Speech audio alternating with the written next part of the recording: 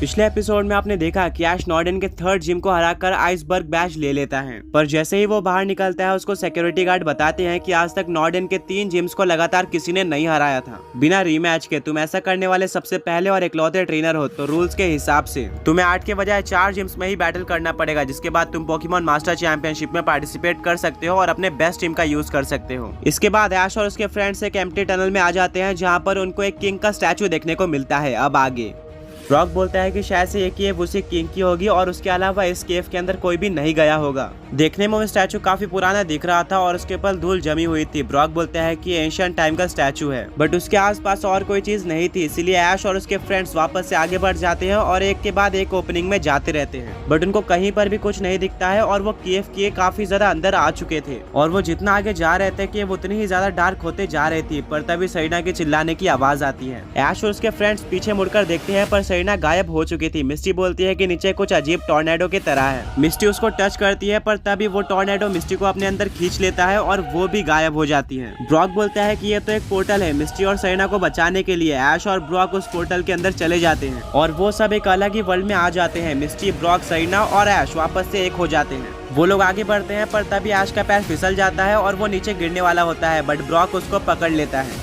ऐश और उसके फ्रेंड्स देखते हैं कि नीचे कुछ भी नहीं है। अगर यहाँ पे कोई गिर जाता है तो वो बच नहीं पाएगा। नीचे पूरी तरह से अंधेरा था और रास्ते भी काफी छोटे छोटे थे जो कि काफी सारे पार्ट्स में डिवाइडेड थे। उनको एक रास्ते से दूसरे रास्ते पर जाने के लिए जंप मारना पड़ेगा, जिससे उनकी जान भी जा सकती है अगर वो नीचे गिर जाए। सब काफी ज्यादा डर जाते हैं। उन्होंने अपने जर्नी में कभी भी इतनी ज्यादा क्रीपी जगह नहीं देखी होती है और यहाँ पर कुछ रास्ते सीधे होने के बजाय ऊपर की तरफ थे। ऐश और उसके फ्रेंड्स अपनी जर्नी कंटिन्यू करते हैं। वो जंप मार मार के आगे बढ़ते हैं। काफी बार वो नीचे गिरने वाले थे बट वो एक दूसरे को बचा लेते हैं। यहाँ पर उनको पता चलता है कि ये जगह नॉर्मल वर्ल्ड की तरह नहीं है। यहाँ पर वो वर्टिकल रास्तों पर भी चल सकते थे और ये रास्ते अपने आप मूव भी करते थे। इसी तरह से ऐश और उसके फ्रेंड्स काफी ज्यादा आगे बढ़ जाते हैं, बट ना ही उनको कोई एग्जिट दिख रही थी और उनको नहीं पता था कि वो किस जगह जा रहे हैं और यहाँ पर क्यों आए हैं। सरीना बोलती है कि मुझे तो लग रहा है कि ये केव एक ट्रैप है। हम जितना आगे जा रहे हैं उतना ही ज्यादा फंसते जा रहे हैं। तभी उनके पास से एक काफी बड़ा पोकेमॉन जाता है। ब्रॉक बस उसकी शैडो ही देख पाया था। वो काफी ज्यादा फास्ट था और ये काफी ज्यादा क्रीपी था। इस केव के अंदर उन्होंने सबसे पहला पोकेमॉन देखा था, बट ये काफी ज्यादा बड़ा था दूसरे पोकेमॉन्स के मुकाबले। मिस्टी बोलती है कि मुझे यह जगह ठीक नहीं लग रही है, हमें जल्द से जल्द यहाँ से बाहर निकलना होगा। तभी सरीना बोलती है कि वहाँ पर एक वाटरफॉल है। ब्रॉक काफी शॉक हो जाता है कि इतने सारे अजीब से रास्तों के बीच में एक वाटरफॉल है। ऐश और उसके फ्रेंड्स उस वाटरफॉल को चेक करने जाते हैं पर तभी उनको पता चलता है कि वो उस वाटरफॉल पर चल भी सकते हैं। ये जगह काफी ज्यादा अजीब थी। ऐश और उसके फ्रेंड्स उस वाटरफॉल को पार कर लेते हैं और उसके उस पार एक काफी तेज लाइट चमकती है और उनको ऐश का सीनो का हिडन राइवल यानी कि टोबियास देखने को मिलता है, जो कि अपने डार्क राय के साथ ट्रेनिंग कर रहा होता है। टोबियास बोलता है, ऐश तुम यहाँ पर क्या कर रहे हो और तुम नॉर्डर्न रीजन में कैसे आए? ऐश भी टोबियास को देखकर काफी ज्यादा शॉक रह जाता है। वो बोलता है कि मैं पोकेमॉन मास्टर चैंपियनशिप में पार्टिसिपेट करने आया हूँ और हम एक एम्प्टी केव के अंदर एक पोर्टल में चले गए थे, जिसके चलते हम इस जगह पर आ चुके हैं। पर तुम यहाँ पर क्या कर रहे हो? यहाँ पर हमने सबसे पहला इंसान देखा है, क्या तुम भी पोर्टल से यहाँ पर गिर गए हो? टोबियास बोलता है कि नहीं, मैं नॉर्डर्न रीजन का जिम लीडर हूँ। मैंने पोकेमॉन मास्टर चैंपियनशिप में पार्टिसिपेट किया था, बट मैं वहाँ पर टॉप 8 रैंकिंग में जाकर हार गया था, जिसके चलते मैं अब नॉर्डर्न रीजन के बाहर नहीं जा सकता हूँ। नॉर्डर्न रीजन के लोगों को मैं काफी स्ट्रॉन्ग लगा, इसीलिए उन्होंने यहाँ का मुझे सबसे स्ट्रॉन्ग जिम लीडर यानी कि 8 जिम लीडर बनाया है। और ये एक पजल था जो कि यार चैलेंजर्स को सॉल्व करना होता है मेरे तक पहुंचने के लिए। इसको काफी कम ही लोग सॉल्व कर पाते हैं, जिसके चलते पोकेमॉन मास्टर चैंपियनशिप में आधे से ज्यादा लोग पार्टिसिपेट ही नहीं कर पाते हैं। ब्रॉक बोलता है कि अब क्योंकि ऐश भी पोकेमॉन मास्टर चैंपियनशिप में पार्टिसिपेट कर रहा है, इसका मतलब उसको टोबियास से बैटल करना होगा। टोबियास पूछता है कि ऐश के पास कितने जिम बैजेस है? ऐश बोलता है कि 3 है। टोबियास बोलता है कि तो फिर तुम मुझसे बैटल नहीं कर सकते हो, तुम काफी पहले यहाँ पर आ गए हो। ऐश बोलता है कि मैंने तीनों ही जिम लीडर्स को लगातार हरा दिया था और रूल्स के हिसाब से मुझे 4 ही जिम बैटल करनी होगी, जिसके बाद मैं पोकेमॉन मास्टर चैंपियनशिप में पार्टिसिपेट कर सकता हूँ।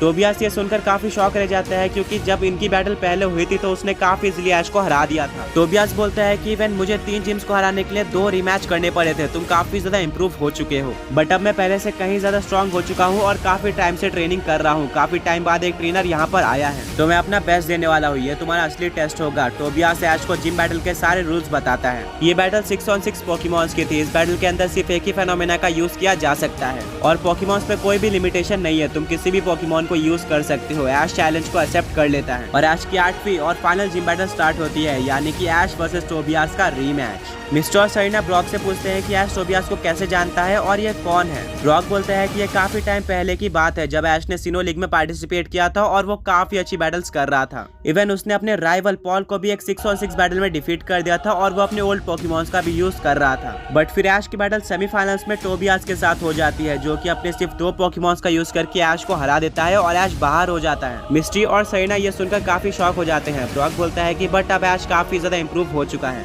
उसके पास लेजेंडरी और मिथिकल पोकेमॉन्स भी है और ऐश के सारे पोकेमॉन्स अपने आप में काफी ज्यादा स्पेशल है। मैं ऐश को टोबियास से बदला लेते हुए देखने के लिए काफी ज्यादा एक्साइटेड हूँ। ये बैटल स्टार्ट हो जाती है। टोबियास अपने सबसे पहले पोकेमॉन की तरह भेजता है एंटे को, एक फायर टाइप का लेजेंडरी पोकेमॉन। ऐश एंटे को देखकर काफी शॉक हो जाता है, बट वो टाइप एडवांटेज को कंसीडर करते हुए भेजता है अपने ग्रीनिंजा को। ब्रॉक बोलता है कि ऐश ने कभी भी टाइप एडवांटेज पे ध्यान नहीं दिया था, बट ये कुछ अलग है। लगता है कि ऐश काफी कड़ी ट्रेनिंग कर रहा है। टोबियास अपने एंटे को सनी डे यूज करने बोलता है, जिससे वहाँ पर काफी तेज धूप आ जाती है। ब्रॉक ऐश को बोलता है कि इस अटैक के चलते वाटर टाइप अटैक का डैमेज 50% से कम हो जाएगा, वहीं पर फायर टाइप का डैमेज 50% बढ़ जाएगा, तो तुम यहाँ पर डिसएडवांटेज में हो। ऐश अपने ग्रीनिंजा को एरियल एस अटैक यूज करने बोलता है, जिसको एंटे डॉज कर लेता है। फिर एंटे यूज करता है फ्लेम व्हील का, जो कि ग्रीनिंजा पर लग जाता है। ग्रीनिंजा वाटर शूरिकेन का यूज करता है। ये एंटे पर लगता तो है, बट एंटे को ज्यादा डैमेज नहीं पड़ता। ब्रॉक बोलता है कि सनी डे के चलते तुम्हारी ग्रीनिंजा की पावर जा चुकी है। ऐश अपने ग्रीनिंजा को वापस बुलाता है और भेजता है चार्जार्ड को। दोनों ही फायर टाइप पोकेमॉन्स थे। ऐश अपने चार्जार्ड को ओवरहीट अटैक यूज करने बोलता है, जो कि एंटे पर लग जाता है और उसको काफी डैमेज पड़ता है। फायर टाइप अटैक अब नॉर्मल से ज्यादा डैमेज दे रहे थे। टोबियास अपने एंटे को सैक्रेड फायर अटैक यूज करने बोल देता है। ये काफी पावरफुल अटैक था। चार्जार्ड इसको डॉज नहीं कर पाता और उसके ऊपर ये अटैक लग जाता है, जिससे चार्जार्ड को काफी डैमेज पड़ता है। ऐश का चार्जार्ड ड्रैगन ब्रेथ अटैक का यूज करता है, पर एंटे फ्लेम थ्रोअर का यूज करके इस अटैक को खत्म कर देता है। फिर एंटे यूज करता है लावा प्लूम अटैक का, जिसको चार्जार्ड हवा में जाकर डॉज कर देता है। दोनों ही पोकेमॉन्स टक्कर के लग रहे थे। टोबियास अपने एंटे को फ्लेम व्हील अटैक यूज करने बोलता है, वहीं पर ऐश अपने चार्जार्ड को ड्रैगन टेल अटैक यूज करने बोलता है। दोनों ही अटैक टकरा जाते हैं, बट यहाँ पर एंटे डोमिनेट करता है, क्योंकि फायर टाइप अटैक ज्यादा डैमेज दे रहे थे। चार्जार्ड को काफी ज्यादा डैमेज पड़ता है। ऐश अपने चार्जार्ड को फ्लेम थ्रोअर अटैक यूज करने बोलता है, बट एंटे भी फ्लेम थ्रोअर का यूज करता है। दोनों ही अटैक टकरा जाते हैं और किसी को भी डैमेज नहीं पड़ता है। ब्रॉक बोलता है कि दोनों ही पोकेमॉन्स की पावर लेवल बिल्कुल सेम है। ये बैटल काफी ज्यादा इंटरेस्टिंग होने वाली है। टोबियास अपने एंटे को फायर फैंग अटैक यूज करने बोलता है। चार्जार्ड फायर स्पिन यूज कर देता है, जिससे एंटे को डैमेज पड़ता है, बट वो भी फायर फैंग का यूज करके चार्जार्ड को डैमेज दे देता है। ऐश बोलता है कि हम ऐसे एंटे को नहीं हरा पाएंगे। वो अपने मेगा रिंग को बाहर निकालता है और चार्जार्ड को मेगा इवॉल्व कर देता है मेगा चार्जार्ड एक्स में।